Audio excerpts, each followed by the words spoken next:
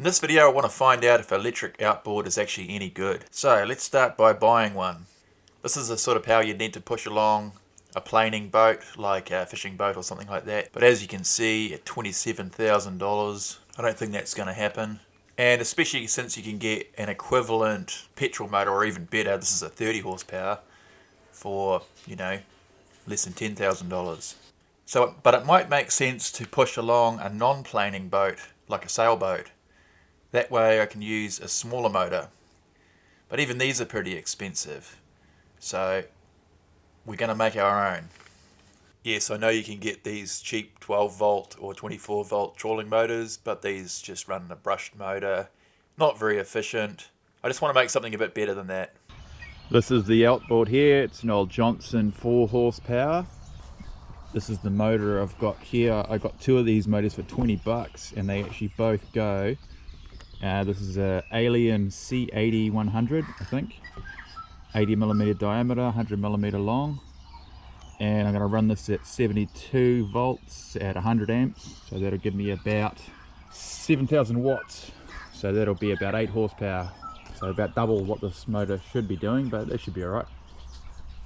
I take all of the parts off that I'm not going to need anymore since I'm going to electric, and I did a scan with my phone just to try something different to 3D model the adapter plate I'm going to need to make. Made a few of these little patterns just to make sure I had my hole spacing right, and the scan was a little bit out, so it would have been a lot quicker just to do this with a piece of cardboard.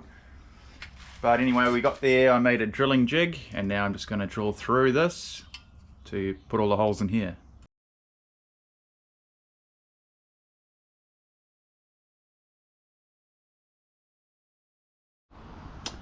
I cut the end off this shaft. I found this piece of steel and I got my brother to drill it out for me because it's a bit hard with my sore shoulder.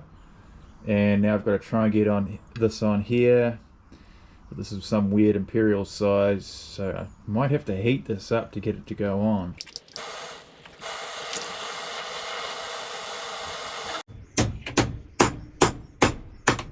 Alright, she's all assembled now. Even the covers fit straight back on. So I'm going to pull the battery out of this bike here for now that I made. I've got the PCBWay parts here. This video's sponsor is PCBWay. I've got actually a lot of good upcoming projects with these guys. All you do is you model your parts up on the computer, make sure you're happy with it. I usually 3D print them out first and try them. Once you're totally happy with your part, go to the PCBWay website. You've got to make a login in that like you do on most things, and then you just go to CNC machining, upload your file here, use a step file, the best file for everything to read, and your part will show up in the corner there and it'll give you a price straight away. And now just click through. I choose 1045 hardness. You can choose tapping inserts and tapping. There's a lot of options here. I wish I got it powder coated actually. At the bottom here you need to select what sort of part you're making. If it doesn't have it listed, you just write it out yourself, and any notes you can put in the bottom. Then hit submit and it should show up in a few days time. Yay, my PCBWay parts are here for the front wheel drive setup. I've got this piece made out of like a 1040, like a bright bar, a bit harder than mild steel, so it lasts a bit longer because it's very thin through this center section. And then this one is just aluminium, a little coat of paint, and it fits perfectly, and my little spacer works good too. The piece fitted perfectly. I just scalloped these sides out on the drawing just to take a bit of weight off it, so it's a little bit different to the 3D printed one, but she fits great. Obviously I had to do a bit of a two-wheel burnout to make sure the parts were all good, and they were, but it was too high geared, which was my fault.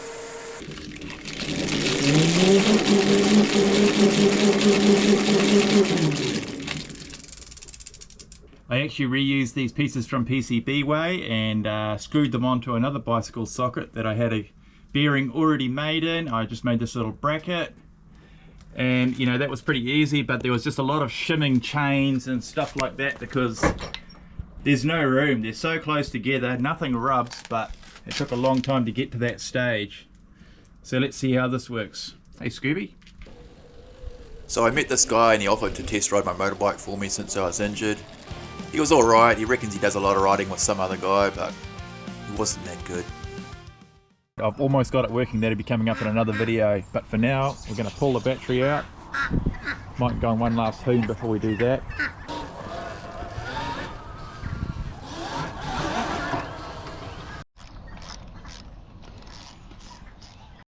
And there we go, 72 volt battery, 350 amps discharge, which is way overkill for what we need. Got Stephen to lift it out for me. We can just put that back in when we want to ride the bike again. Last bit of wiring is done. We have the connector here to some old jumper cables, which will connect up to the battery once we get it in the boat. And we've got the like an e-bike throttle here. It works off the twist throttle. Look at that, just taped up, but does the job, eh? Alright, we fixed this throttle up now. We pulled the spring out of it so it doesn't spring back and it will just stay there so we can use it more like a boat, because this cable was having issues and jamming up the throttle and it wouldn't go.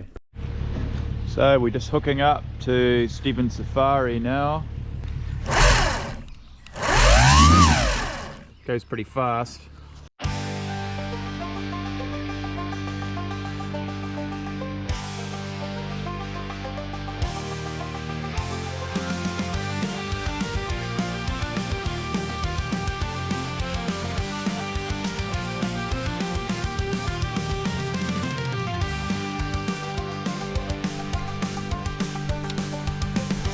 Going to say, have you got the outboard running yet? But oh, no. You don't need to start it, do you? Gets along, eh?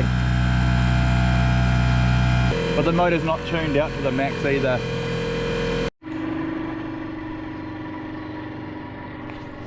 Along this big rock ledge here, yeah. Sometimes there's big fish.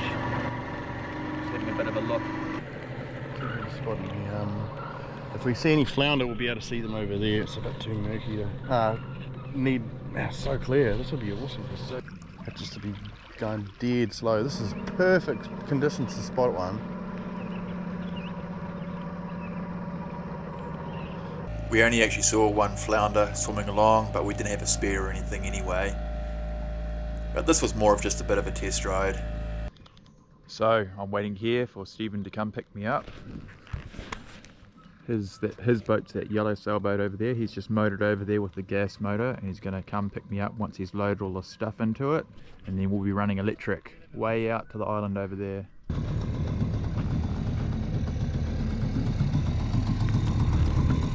Shag's eating a fish there. Must be a few fish around. Oh, look, so clear. This is where we need the fishing bow. Shoot the shag and steal the fish. Yeah.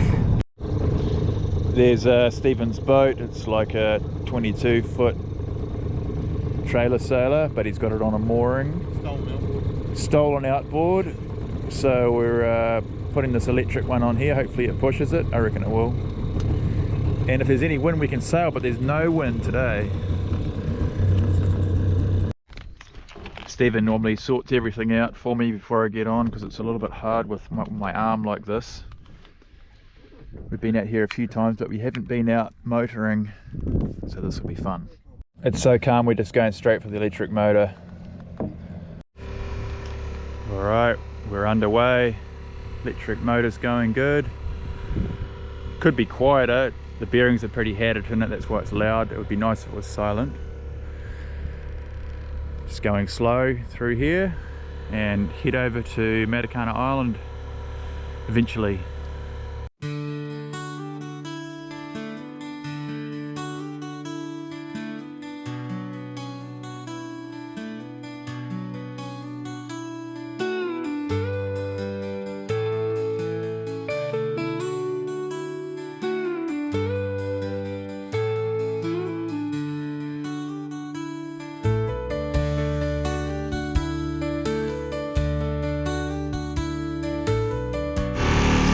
Okay, the motor's developed a massive vibration, so we're turning back. We'll come back out once it's running smoother. Huge vibration, eh? Right to move the... So we're cruising along here and we're using how much? 2.5 amps at 80 volts. Running the motor like this, it doesn't vibrate as bad, and we decided we're going to go for a fish around here close to shore because there's some deep channels through here. Stephen just hooked up on something, hopefully he catches it. Just using the motor to hold us in position. Stephen dropped me back off home and I took the motor apart and started trying to fix this vibration issue, and he went back out fishing with the gas motor to stay the night out by the island. I've Loctited these bolts in and set this little clamp up here so you can see how much it is bent. It's not that much really over that distance, but I'll fix it. Meanwhile, Stephen's made it to his destination beside Matakana Island, where he's going to spend the night and do some fishing through the night, just making himself a bit of a meal. If I just heat the back side of here up with the TIG welder, it should pull it back towards me.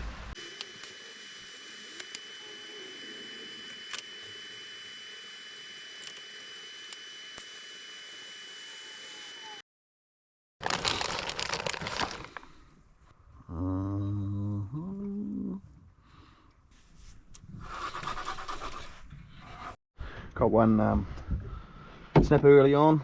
I suspect it's about 40 centimeters. So it's all back together. I 3D printed a nicer throttle holder here.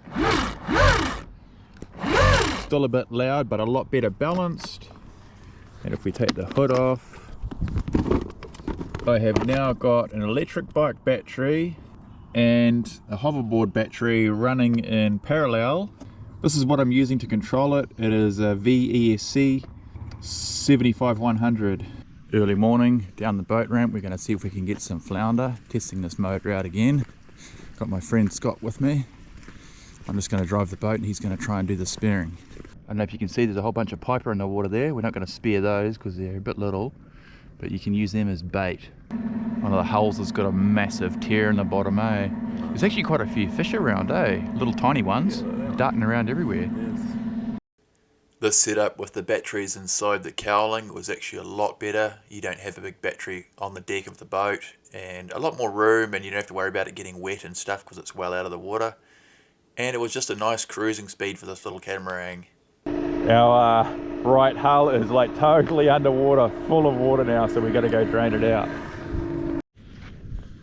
Now my seat's underneath the boat. We're in the shallows here and we're just trying to drain this hull out. It's a bit far to push it to land.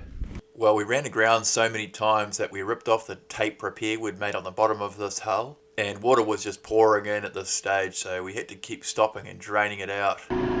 We're back to sinking again, back underwater, but probably a little bit less than before, but we should be able to make it to land over there. See just here. This is the problem. Look at the water coming out of there. It's hosing out. The tape's gone, that's why. Well, this is what we've resorted to. Balancing it on one hull, and Scott is carrying it. I can't really carry it because my shoulder's too sore. And we've got to make it across that channel to that little peninsula thing there. Are you glad that you got up at 5 o'clock in the morning for this, Scott? It's good to spend time with you, but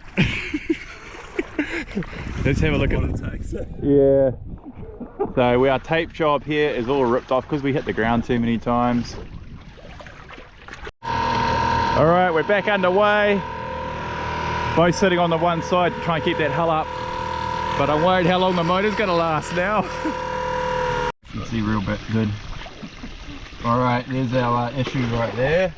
We've just pulled up on this nice little beach here. Just have a little... Around the other side while we're here. Yeah, there might be something in there. Yes, there's a cool area around here and the sun's just coming up. Got the boat parked there. We only need to make it probably 200 or 300 meters back to the boat ramp, so we should be alright, but it's really deep through here. You do not want to sink.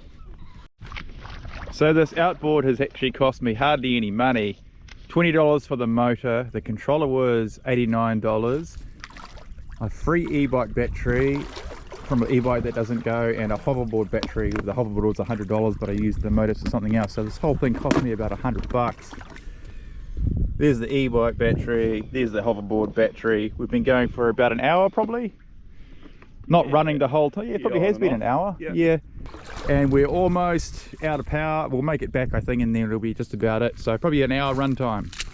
Alright, full power across this main channel here. We're going to head over to where those big birds are and stay close to the under the trees here in case we sink. We're pretty much made it across the channel now. We've got some, what are those, gannets, Scott? No, spoonbills in the trees here. We're going to head under these big pahuta kawas and cruise along the shoreline for safety. So in conclusion, I would say it's totally worth it to build yourself a little electric outboard like this. Just makes cruising around these small tight areas so fun, and if you're not in a hurry, electric makes sense, otherwise just get a gas motor. Soon I'll be trying this out on my 18-foot boat, and I'll be running solar to recharge it, so that'll be coming up in the summer months. It's actually winter here at the moment. Thanks for watching guys, see you in the next one. Bye.